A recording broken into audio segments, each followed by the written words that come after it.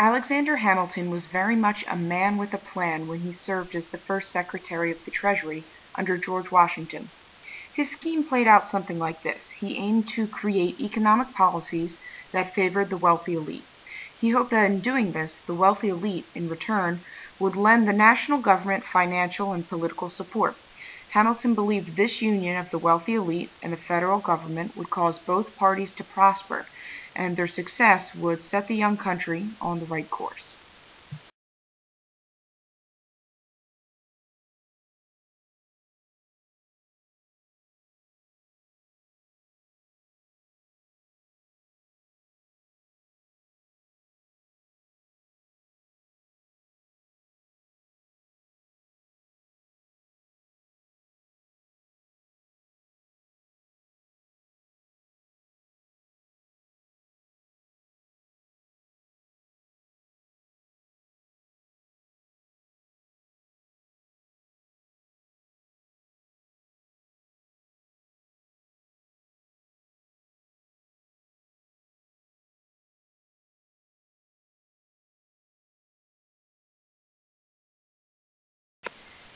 Knowing that about Hamilton's plan, here's how he put it into action. He created confidence in the new government by having the federal government assume the debts incurred by individual states during the Revolutionary War. Assuming state debt allowed the federal government to basically steal the loyalties of wealthy creditors, making Washington's administration some wealthy allies. As a result, while the national debt swelled, Hamilton saw this debt as an asset rather than as just a burden. He felt the debt turned the wealthy elite of America into the federal government's new number one fans, as those rich men now had much invested in the success of the federal government. Now, states didn't let Hamilton steal the loyalties of the elite without a fight. Some states, like Massachusetts, had a lot of debt, and they were happy to let Hamilton take it off their hands. But other states that hadn't incurred so much debt in the Revolutionary War, especially Virginia, weren't so quick to support assumption. However, this is where Hamilton started wheeling and dealing. He wanted the support of Virginia, and he knew that Virginia wanted the new federal capital, the District of Columbia, to be built on the Potomac River, which is near Virginia, because it would bring economic benefits to that area. Hamilton and Jefferson, who was representing Virginia, struck a deal that brought our national capital to its current location near Virginia, and in return, Virginia supported the federal government's assumption of state debt.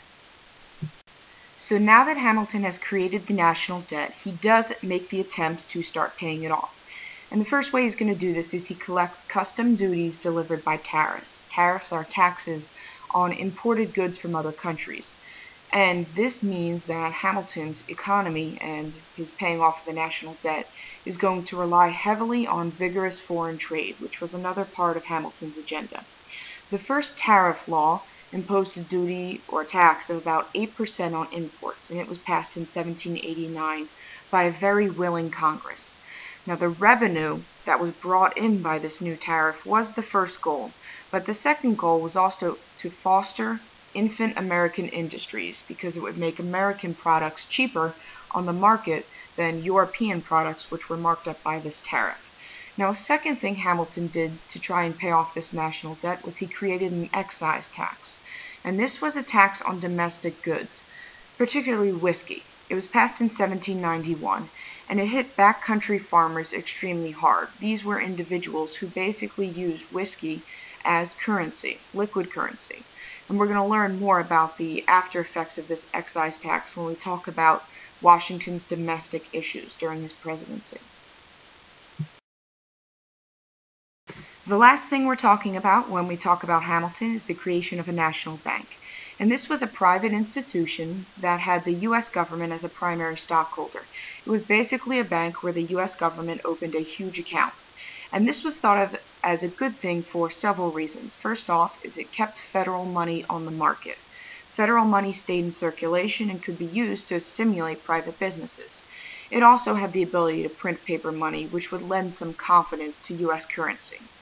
Now, not everyone agreed with the National Bank. The strongest opponent of the bank was Thomas Jefferson. Thomas Jefferson felt that because the Constitution did not specifically list the creation of the national bank as a federal power, that the federal government was unable to create one. He said it was unconstitutional. Now this contrasts very sharply with Hamilton's interpretation of the Constitution. Hamilton, another Federalist who wanted a strong national government, basically took the party line, which was, if the Constitution doesn't say we can't do it, then it's implying that we can do it.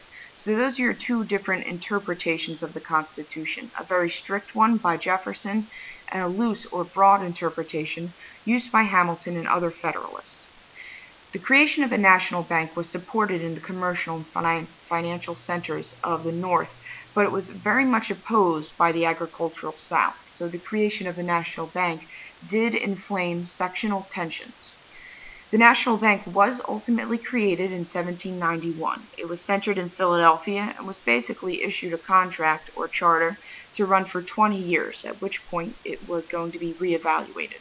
Now the public was very enthusiastic about the creation of a national bank in terms of stock shares in the national bank sold very quickly once they were initially offered on the public market.